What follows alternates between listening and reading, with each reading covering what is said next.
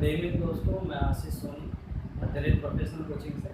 आज मैं आपके लिए कुछ खास लेके आया हूँ। आज हम लोग एमपी टेट की जो तैयारी कर रहे हैं, जो शिक्षक बनना चाहते हैं संविदा की, या फिर कहीं कहीं रेगुलर होती हैं भी एमपी टेट, तो उसमें गणित की पेडागॉजी या गणित का शिक्षा शास्त्र के बारे में कुछ संबंधित क्वेश्चन जो हैं, कुछ रिलेटेड टॉपिक से यहाँ पे आते हैं, उसी को मैं यहाँ समझाने की आपको कोशिश कर रहा हूँ। तो यहाँ जो बोर्ड में आपको दिख रहा है, ये पूरा गणित का शिक्षा शास्त्र यहाँ पे बताया गया है। तो गणित का शिक्षा शास्त्र का ये पहला पार्ट का पहला वीडियो है। इसके और भी पार्ट कंटिन्यू इस चैनल पे आप देख सकते हैं। तो इसके लिए आप नीचे दिए गए मेरे जो टैगलाइन है उसको सब्सक्राइब करें, मेरे चैनल को ज़्यादा से ज़्यादा फॉरवर्ड करें ताकि मेरा वीडियो आप तक पहुँच सके। तो यहाँ पर हम लोग देख रहे हैं गणित का शिक्षा शास्त्र। शिक्षा शास्त्र यानी कि मैथमेटिक्स में जो इशू आते हैं, पेडागॉजी इशूज जो होते हैं, यानी कि शिक्षा तत्व के लिए जो बात की जाती है गणित को समझाने की। एक्चुअल में गणित का शिक्षा शास्त्र ये है, जो इससे पहले आपने मेरे वीडियो देखे होंगे जिसमें मैंने गणित को हल करना सिखाया है। तो जो हम हल करते हैं वो गणित का कैलकुलेशन वाला पार्ट हो जाता है, और यहाँ पर आपको बच्चों को कैसे समझाना है वो गणित के शिक्षा शास्त्र में पूछा जाएगा। जैसे कि जब आपकी नौकरी लगेगी तो उसमें 3-4 स्टेजेस होते हैं स्कूलों में। जैसे प्राइमरी स्कूल के बच्चे होते हैं, फिर उसके बाद मिडिल स्कूल के बच्चे होते हैं, देन हायर स्कूल के बच्चे होते हैं। मतलब प्राथमिक कक्षाएं जो होती हैं, माध्यमिक कक्षाएं होती हैं और उच्च कक्षाएं जो होती हैं, तीनों में गणित का जो हमारा समझाने की टेक्निक है बच्चों को, वो अलग अलग होती है। उसी टेक्निक पर आधारित, यानी उस तकनीक पर आधारित ये क्वेश्चन जो होते हैं, यही गणित का शिक्षा शास्त्र कहलाता है। तो यहाँ पर सबसे पहले हम समझते हैं कि गणित जो है यह आया कहाँ से या इसकी उत्पत्ति क्या है। तो हम गणित के थोड़े से इतिहास के बारे में देखते हैं, फिर गणित क्या है इसके बारे में समझेंगे। तो गणित के इतिहास के बारे में मैं आपको बताना चाहूँगा यहाँ पर कि गणित का इतिहास जो है वो 1500 ईसा पूर्व पर दिखता है। जब सबसे पहले भारत में आर्यों का आगमन हुआ था, जब आर्य हमारे यहाँ आए थे, तो आर्यों ने क्या किया था कि ऋग्वेद की रचना की। उस ऋग्वेद में हमको कहीं ना कहीं गणित देखने को मिलता है। तो गणित क्या है? गणित एक प्रकार का ऐसा भाषा या इस प्रकार की एक भाषा है जिसमें आंकड़ों का या फिर गणना का प्रयोग किया जाता है। इस गणित का सबसे पहले प्रयोग इतिहास में हम देखते हैं तो 1500 ईसा पूर्व ऋग्वेद जो है, 4 वेद जो हमारे हैं, ऋग्वेद, अथर्ववेद, सामवेद और यजुर्वेद, उसमें ऋग्वेद में हमको गणित देखने को मिलती है। गणित वहाँ पर 4 प्रकार से थी, जिसमें गणित यहाँ पर आपको अंक गणित, रेखा गणित, ज्योतिष शास्त्र और खगोल शास्त्र के रूप में देखी जाती है। किस प्रकार से देखी जाती थी देखते हैं। अंक गणित, यहाँ पर अंक गणित जो है, जब पहले के लोग खरीदते थे तो आपने वस्तु विनिमय करके चीज सुनी होगी। वस्तुओं का लेन देन, पहले ना पैसे चलते थे, ना डॉलर चलता था, ना रुपया चलता था। तो वहाँ पर क्या होता था, वस्तुओं का आदान प्रदान किया जाता था कि भाई मेरे यहाँ 1 बोरा चावल हुआ है तो 2 बोरा धान दे दे, ठीक है। या चावल के बदले दाल ले ली जाती थी या फिर गेहूं ले लिया जाता था।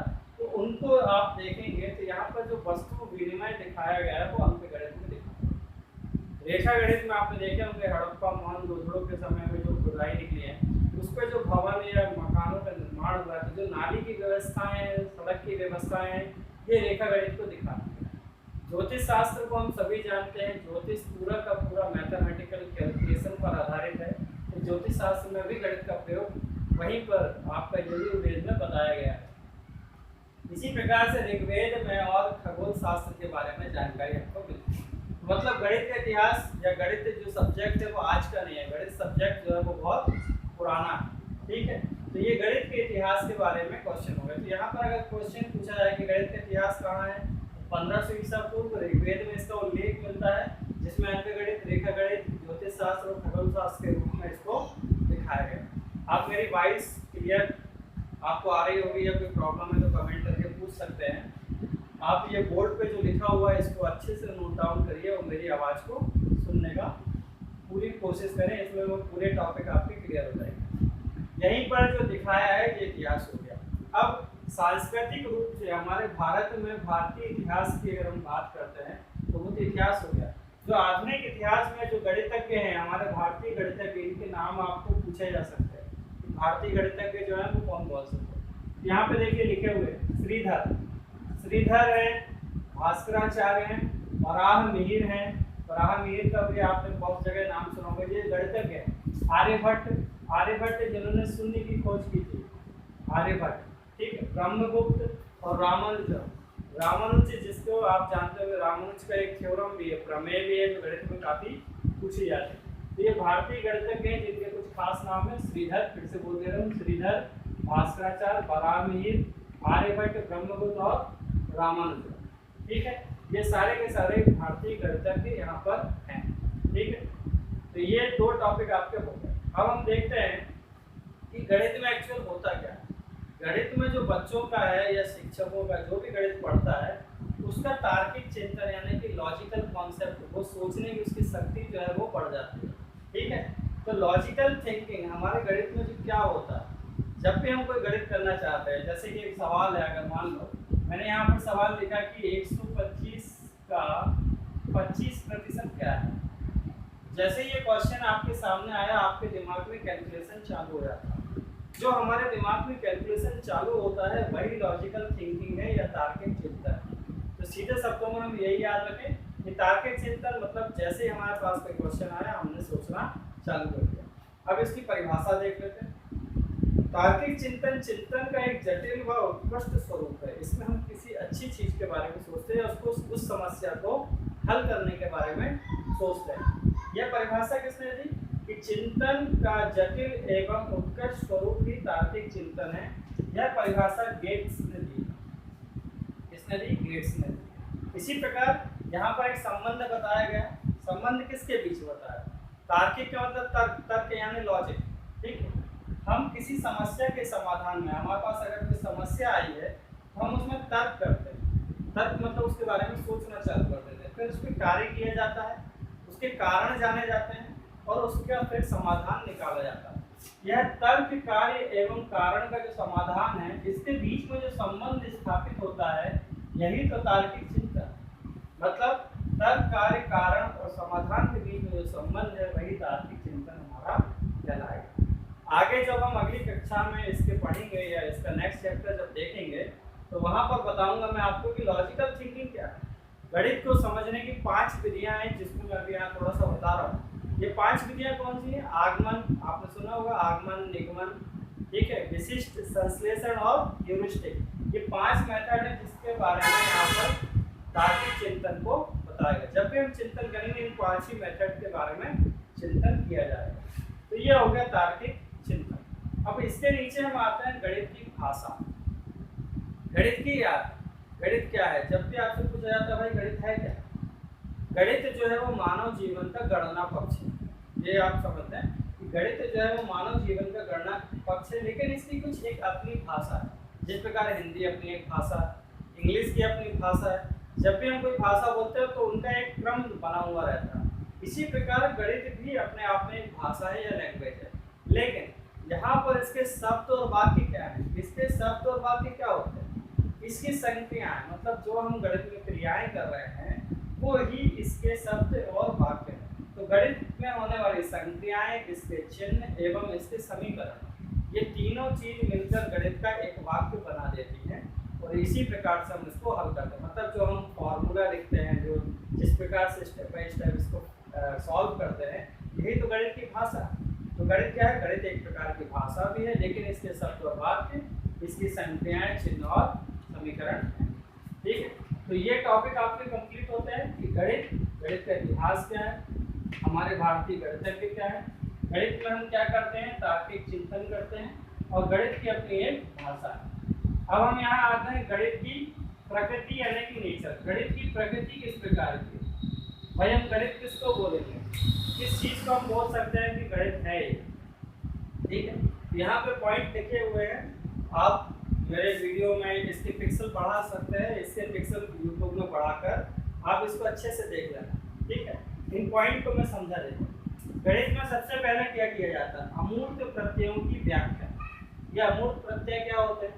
अमूर्त प्रत्यय वे होते हैं जिनका व्याख्या नहीं की जाती। जैसे किसी चीज का हमको आयतन निकालना, किसी का हमको क्षेत्रफल निकालना, कोई हमारे पास ट्रायंगल है, कोई बिल्डिंग है, या कोई भी ऐसा शेप या वस्तु आती है, तो वो क्या है? अभी अमूर्त रूप में हम नहीं बता सकते ये कितना बड़ा है, कितना छोटा है, कितना भारी है, इसको व्याख्या करने के लिए हमको गणित की आवश्यकता पड़ती है कि भाई इसका क्षेत्रफल 1000 स्क्वायर फीट है, इसका आयतन जो है वो 200 मिलीमीटर है, ठीक है, और यह जो वस्तु है ये सर्कुलर है, यह ट्रायंगल है या फिर वृत्त के रूप में है, ये सारी तो अमूर्त प्रत्ययों की व्याख्या के लिए गणित का प्रयोग किया जाता है। दूसरा, इसमें संख्या, स्थान, दिशा एवं मापन किया जाता है। गणित में आपको संख्याएं देखने को मिलेगी। गणित में स्थान, स्थान मतलब प्लेस वैल्यू, मतलब कि भाई कि कौन सा बड़ा है, कौन सा छोटा है, कौन सा बराबर है, यह उसके स्थान को दर्शाता है। दिशाएं, दिशाएं मतलब कि आरोही क्रम, ठीक है, अवरोही क्रम, आगे बढ़ना, पीछे बढ़ना, और मापन यानी कि मेजरमेंट। गणित में सबसे ज्यादा क्या होता है भाई, मेजरमेंट भी होता है। अच्छा, ये मेजरमेंट जो होगा वो क्या होगा, मेजरमेंट रेखा गणित में प्रयोग किया जाएगा। फिर तीसरा पॉइंट हमारा, गणित जो है वो पूरी तरह पर ज्ञान इंद्रियों पर आधारित है। ज्ञान इंद्रियां क्या होती है, जैसे मनुष्य की जो ज्ञान इंद्रियां हैं, इसी प्रकार गणित को भी ज्ञान इंद्रिय बोला गया। ज्ञान इंद्रिय क्या है, ज्ञान इंद्रियों पे हमको भरोसा होता है। जैसे हमारी आंख देखने का काम कर रही है, हम हमारी आंख, नाक, कान पर जिस प्रकार भरोसा और विश्वास करते हैं, गणित भी उतना ही भरोसेमंद है, इसलिए इसको गणित को ज्ञान इंद्रिय बोला गया। अन्य दूसरी भाषा में क्या होता है, बहुत से संदेह होते हैं, एक ही शब्द के बहुत से पर्यायवाची हो सकते हैं, ठीक है, उसके बहुत से गुलाम शब्द होते हैं, लेकिन गणित में जो है वो है, जो वन हम यहाँ पढ़ रहे हैं ये पूरे विश्व में पढ़ेंगे, 2, 3, 4 जो भी हम पढ़ रहे हैं गणित में, जो भी हम करते हैं वो सारे विश्व में एक समान है, इसमें कोई संदेह या दूसरी चीज नहीं होती, इसलिए ये ज्ञान इंद्रिय जैसे भरोसेमंद। चौथा पॉइंट, गणित में नियम, सिद्धांत, सूत्र और बाकी चीजें संदेह रहित होती हैं। गणित के जो नियम होते हैं, सिद्धांत होते हैं, सूत्र होते हैं, प्रमेय होते हैं, ये सारे के सारे जो होते हैं वो संदेह रहित होते हैं। मतलब कि एक बार अगर हल कर लिया है तो वह पूरा का पूरा जो है वो सत्य है, ठीक है, इसमें किसी प्रकार का कोई डाउट नहीं होता है। 2 और 2 कितना होता है, 2 + 2 4, इसमें कोई डाउट है क्या, कोई डाउट नहीं, संदेह रहित, ठीक है। समस्त संसार में गणित ही केवल एक सब्जेक्ट है, तो सारे विश्व में एक समान, आप कहीं भी पढ़ेंगे गणित एक जैसी मिलेगी। बाकी जगह आप जाएंगे तो वहाँ की भौतिकी अलग हो जाएगी, रसायन में थोड़ा सा मिलेगा, पर्यावरण चेंज होगा, भाषाएं चेंज हो जाएंगी, लेकिन गणित जो है वो एक समान सभी विश्व में एक सा है। यह परिस्थिति पर आधारित है। गणित को हम किसी भी परिस्थिति में नहीं बदल सकते, जो जैसा है वो वैसा ही होगा। आज यहाँ पे हम 1 और 2 बोल रहे हैं, अमेरिका में भी 1 और 2 बोला जाएगा, उसमें किसी प्रकार का चेंजेस नहीं आएगा। गणित में जो कैलकुलेशन होता है वो ठीक है ना, एग्जैक्ट, स्पष्ट यानी क्लियर, तार्किक यानी लॉजिकल, और क्रमबद्ध यानी कि सिस्टमेटिक तरीके से होता है, ये किया जाता है। गणित जो होता है वह ठीक है, स्पष्ट है, तार्किक है और क्रमबद्ध है, मतलब कि एग्जैक्ट है, क्लियर है, लॉजिकल है और सिस्टमेटिक है। यह क्रमबद्ध तरीके से हल किया जाता है और बिल्कुल साफ होता है, इसमें किसी प्रकार का कोई संदेह नहीं होता। गणित एकमात्र ऐसा सब्जेक्ट है जिसको कहीं पर भी इसकी सत्यता की या प्रमाणिकता की जांच की जा सकती है, ठीक है। आप जैसे ग्रेविटी की अगर मैं बात करूँ, भौतिक विषय लें, तो हमारे यहाँ पृथ्वी में ग्रेविटी अलग है, चांद में ग्रेविटी अलग हो जाएगी, लेकिन गणित में ऐसा नहीं होगा। हम यहाँ पर भी 1, 2 बोल रहे हैं और चांद में भी 1, 2 ही बोलेंगे, वहाँ जाके कोई गणित में चेंजेस नहीं दिखेगा, लेकिन दूसरी चीजें बदल जाएंगी, ठीक है। गणित जो है अपने साथ साथ भौतिक, रसायन एवं जीव विज्ञान के क्षेत्र में भी अनुप्रयोग में काम आता है। भौतिक विषय जो है वह भी गणित पर आधारित है, ठीक है। भौतिक में जितनी भी क्रियाएं होती हैं वो गणित में कैलकुलेशन करके आपको बताई जाती है, रसायन में भी ऐसे ही और जीव विज्ञान में भी ऐसे ही, ठीक है। इनका जो मापन होगा वो किस में होगा, वह गणित में ही होगा। तो बाकी सारे सब्जेक्ट का मापन किस में होता है, गणित में किया जाता है, इसलिए गणित जो है सभी सब्जेक्टों में अनुप्रयोग है। गणित की 5 विधियां जो मैंने यहाँ पे बताया था, गणित की 5 विधियां, ये 5 विधियां यहाँ पे हैं। गणित में हम आगमन विधि, निगमन विधि, विश्लेषण विधि, संश्लेषण विधि और ह्यूरिस्टिक विधि का प्रयोग करते हैं। देखिए ये 5 विधियां जो है, मेरा नेक्स्ट चैप्टर जो आएगा उसमें मैं 5 विधियों को डिटेल में बताऊंगा। अभी आप समझे, गणित में आगमन विधि प्राथमिक कक्षाओं में प्रयोग की जाती है, जिसमें उदाहरण के द्वारा बच्चों को समझाया जाता है। निगमन विधि थोड़ी बड़ी कक्षाओं में, माध्यमिक कक्षाओं से चालू हो जाती है, जिसमें फार्मूले का प्रयोग बच्चों को बताया जाता है। विश्लेषण विधि में एकाकी वाले प्रश्न आते हैं जिसमें कि प्रश्न बड़े विस्तार में किए जाते हैं, स्टेप बाय स्टेप इसको हल किया जाता है, वह विश्लेषण विधि होती है। संश्लेषण विषय में क्या होता है, अलग अलग जगह पर सवाल किए जाते हैं, बाद में उनको इकट्ठा करके हल किया जाता है, इसको संश्लेषण विधि कहते हैं।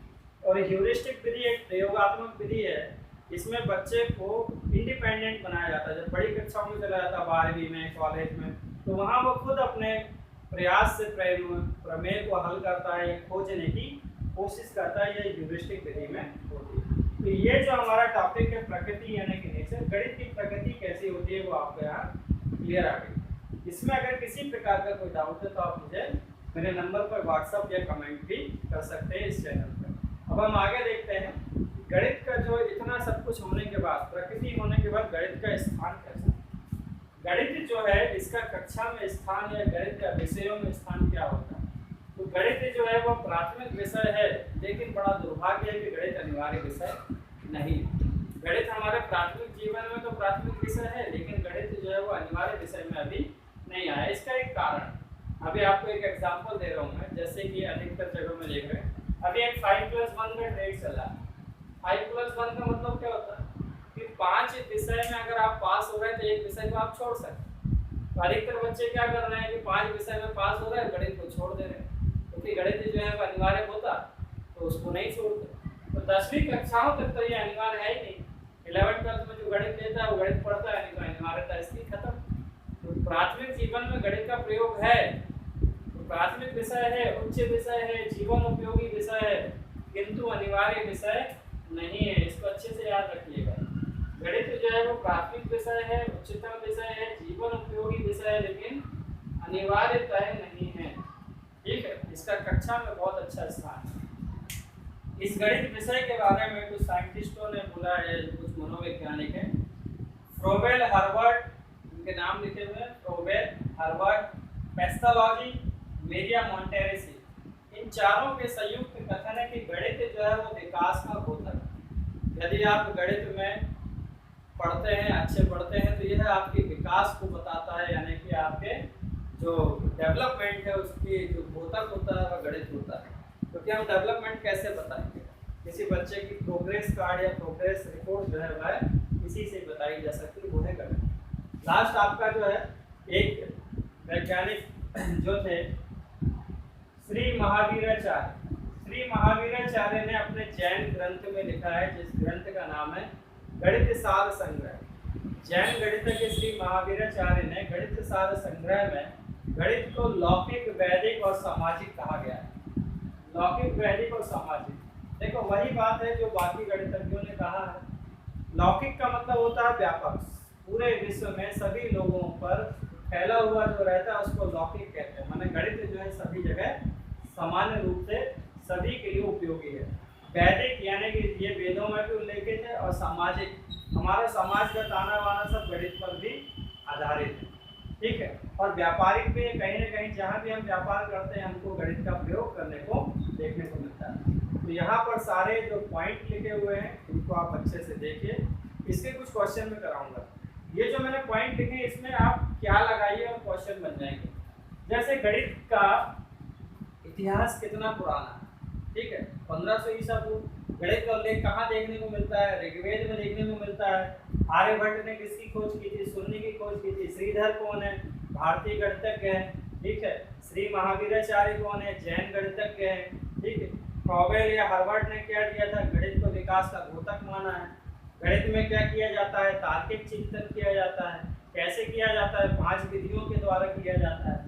गणित का नेचर क्या है, आपको नेचर यहाँ समझा दिया। ठीक है, गणित किस प्रकार से संबंध बताता है, तो तर्क, कार्य, कारण और समाधान के बीच में संबंध बताता है। गणित की भाषा क्या है, गणित की भाषा में भी शब्द और वाक्य है जो इसकी संख्याएं, चिन्ह एवं समीकरण होते हैं। ठीक है, तो इस प्रकार से आप इसको अच्छे से देख लीजिए, पॉज करके मेरा वीडियो इसको जूम करिए।